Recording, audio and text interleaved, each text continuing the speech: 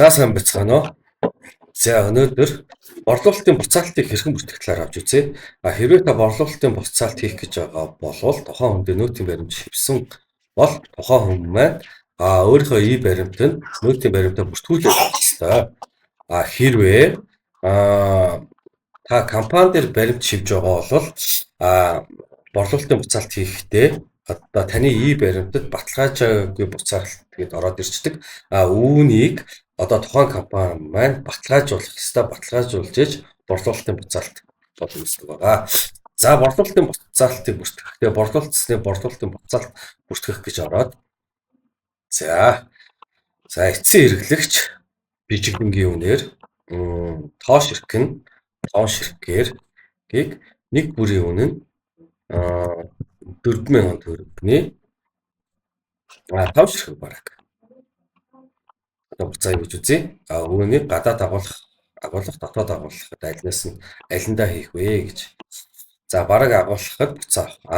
Хэрвээ бараг данснаас асах гэх юм бол хэрвээ энэ чинь пиа биш өөр бараа байгаад агтлах шаардлагатай бараа хэрвээ байсан бол зардлын данс нь 60.2 буюу бараа материалын дутагдал хорогдлын данс руу гэж агталжуулдаг. За энэ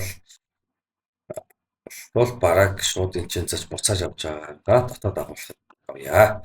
За ингээд буцаалтыг бүртгэх. За ингээд борлуулалтын буцаалт бүртгэгдлээ. За та буцаалтаа ингээд хийсэн бол тухайн хүнд мөнгөний өгнө. За банкны зарлага бичнэ. За хаан банкнаас энд хэрэглэгчид ямар хэрэглэгч вэ? Эцсийн хэрэглэгчид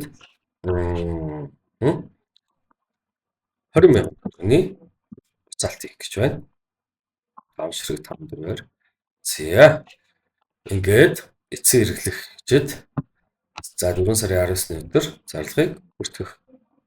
За ингээд зарлагыг бүртгэсэн болвол борлуулалтын буцаалт одоо хэрэглэгчийн төлбөр хуваарлалт гэж үүдэг.